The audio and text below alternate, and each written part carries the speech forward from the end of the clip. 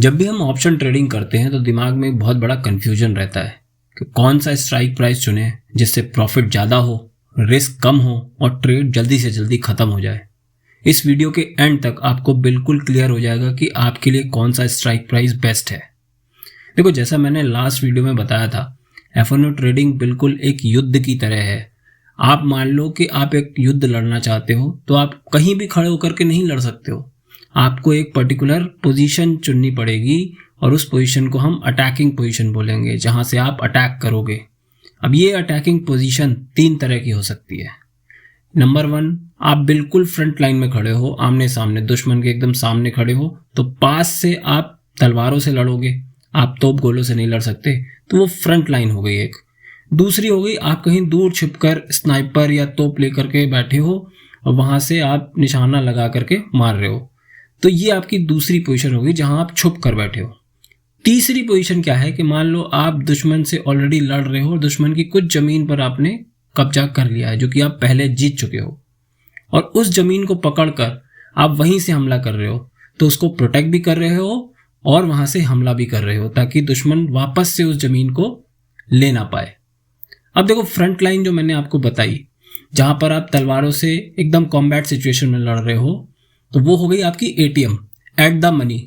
तो अगर मार्केट 25,000 चल रहा है तो 25,000 का कॉल या 25,000 का पुट ATM कहलाएगा।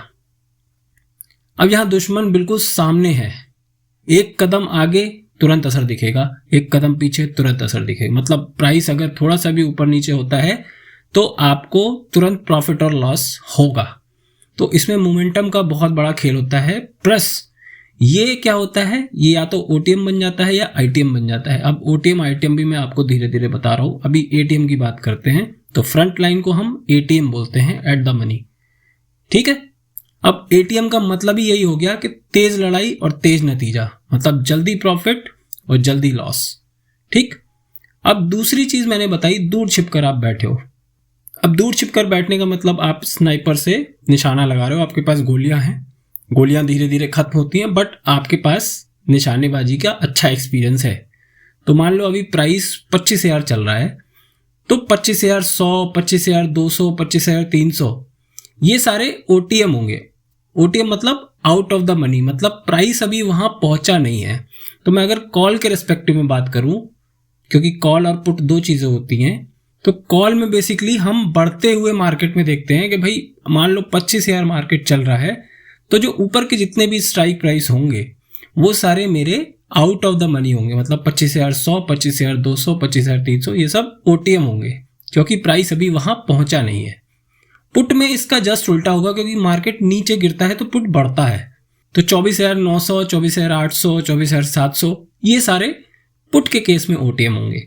इसका मतलब कॉल के केस में जो OTM होंगे उसके जस्ट ऑपोजिट डायरेक्शन में पुट के OTM होंगे।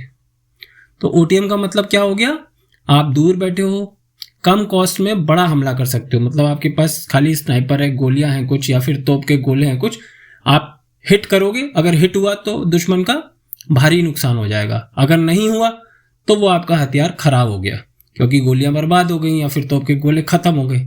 तो उसमें हिट या मिस होता है, अगर लगा तो बढ़िया, नहीं लगा तो सब कुछ गया। इसी तरह से OTM में होता है, अगर आपने मोमेंटम कैप्चर कर लिया तो आपका बहुत बड़ा प्रॉफिट, अदरवाइज जो प्रीमियम है आपका वो 0 तो होना ही है एक्सपायरी के दिन, ठीक। अब बात करते हैं ITM की। ITM को बोलते हैं इन द मनी। मैंने आपको बताई थी कि आप दुश्मन की एक टेरिटरी को ऑलरेडी कैप्चर कर चुके हो, तो इस वक्त आपका क्या पर्पस होगा, उस कैप्चर्ड पोजीशन को प्रोटेक्ट करना और दुश्मन को देखते रहना कि भाई मेरी डायरेक्शन में ना आए।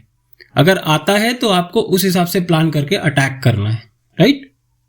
तो अगर मान लो स्पॉट प्राइस 25,000 चल रहा है, तो कॉल के केस में जो नीचे वाली कॉल्स होंगी 24,900, 24,800, 700 ये सारे ITM होंगे।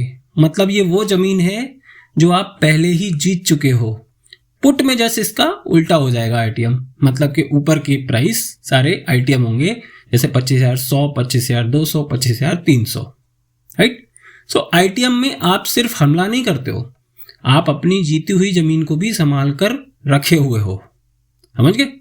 तो इस तरह से हमें ओटीएम, एटीएम और आईटीएम को हमने समझ लिया कि भाई ये तीनों चीज़ें किस तरह से काम करती हैं। दोस्तों, अगर मेरा सिखाया हुआ आपको समझ में आ रहा है तो आप इस वीडियो को लाइक करना, और आगे आने वाले वीडियोस को पूरा देखने के लिए, मतलब ये कंप्लीट सीरीज देखने के लिए इस चैनल को सब्सक्राइब कर लेना, ताकि आपके पास तुरंत नोटिफिकेशन आ जाए, क्योंकि आधा अधूरा ज्ञान लेने से कोई फायदा नहीं है। ठीक है, तो चलिए आगे चलते हैं। अब एक चीज आती है भाई, एक तो सोल्जर होता है जो लड़ रहा होता है, और एक होता है सेनापति जो उनका कमांडर होता है। तो सैनिक को तो सामने खाली दिख रहा है अपना एक दुश्मन जिससे वो लड़ रहा है, पर सेनापति को पूरा नक्शा दिखता है कि कहाँ पर ट्रूप्स लगाने हैं, कहाँ पर सेना खड़ी करनी है, कहाँ पर हमला करना है, कहाँ पर बचाव करना है, राइट।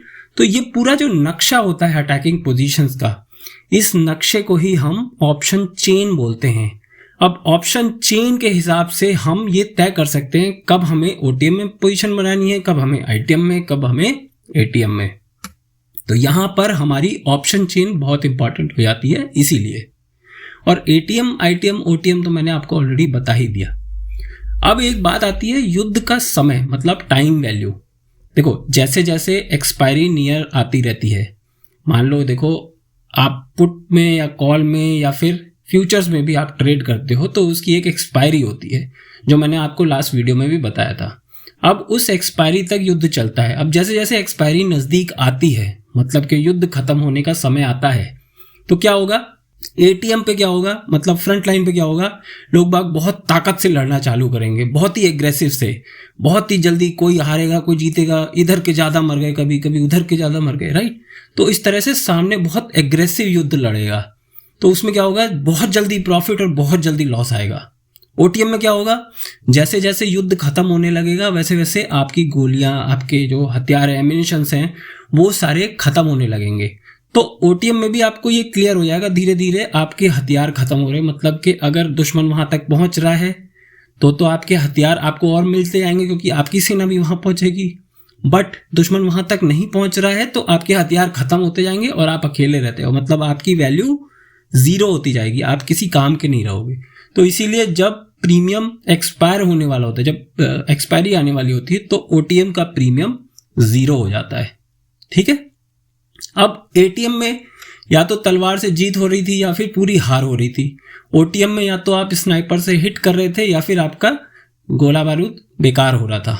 अब आईटीएम में क्या होगा, देखो आईटीएम में जो ज़मीन आपने हत्याई, जो ज़मीन पर आपने कब्जा किया, वो धीरे धीरे जैसे एक्सपायरी आती आती है वो धीरे धीरे क्लियर होने लगता है कि भाई वो एक्चुअल में जो टेरिटरी आपने एक्वायर की है वो आपके पास रहेगी या नहीं रहेगी, क्योंकि दुश्मन का ठिकाना पता चलता रहता है, भाई दुश्मन आपकी ओर बढ़ रहा है या नहीं बढ़ रहा है, वो डायरेक्शन क्लियर हो जाती है। तो उस डायरेक्शन के क्लियर होने से आप काफ़ी सेफ फील करते हो। अगर एक्सपायरी तक अगर दुश्मन आपसे दूर है, मतलब कि प्राइस आपसे दूर है, तो आपको ये लगता है कि हाँ भाई अब प्राइस मेरे पास नहीं आएगा, राइट। तो इस तरह से आईटीएम में आपको ये बेनिफिट हो जाता है, आप सेफ गार्ड हो जाते हो, राइट। अब वो जो फाइनल क्वेश्चन है जो पहले शुरुआत में हमने कहा था कि भाई कौन सी अटैकिंग पोजीशन आप चुनोगे, कौन सी इंपॉर्टेंट है। तो देखो मैंने तीनों पोजीशन बताई। अब आप युद्ध के तरीके से सोचो, आप ओटीएम कब चुनोगे, जब आपका निशाना अच्छा है, राइट।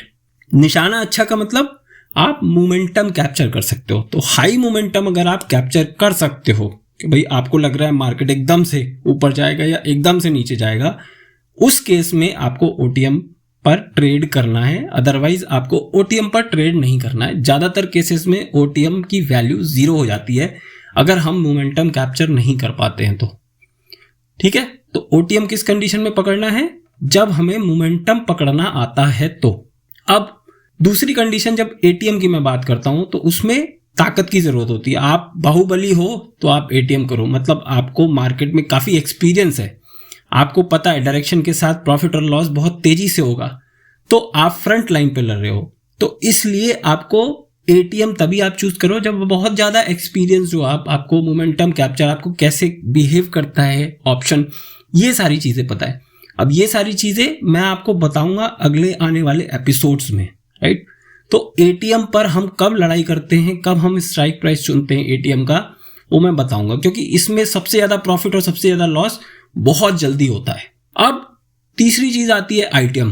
तो देखो ITM में आप तभी उसे चूज करोगे जब आपका अटैक और डिफेंस दोनों स्ट्रांग है।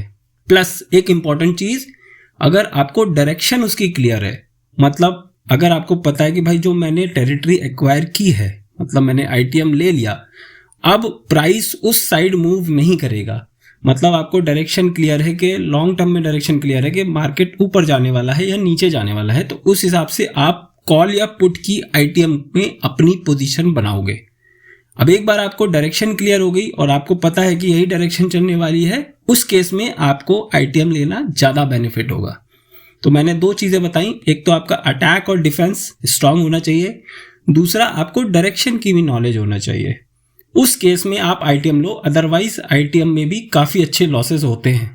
तो देखो, युद्ध में हार अक्सर गलत हथियार लेने से नहीं, गलत जगह खड़े होने से भी होती है, राइट। तो सही स्ट्राइक प्राइस चुनना कम से कम आपको 50% लड़ाई जिता सकता है। मतलब अगर आपने स्ट्राइक प्राइस ठीक से चुन लिया तो आपके जीतने के चांसेस बढ़ जाते हैं। तो बस दोस्तों, आज की वीडियो में मैं आपको यही बताना चाहता था। अगले वीडियो में हम बात करेंगे बायर्स और सेलर्स की, कि ऑप्शन बायर ऑप्शन सेलर कौन कितना ज़्यादा प्रॉफिटेबल है, किसके लिए कितना ज़्यादा अमाउंट चाहिए होता है, कौन सी स्ट्रैटेजी हम अपनाएं, ऑप्शन बायर बने या सेलर बने, किस में ज़्यादा हम प्रॉफिटेबल होंगे। तो बने रहो इस सीरीज़ में, मिलते हैं अगले वीडियो में। Thank you so much for watching, bye bye.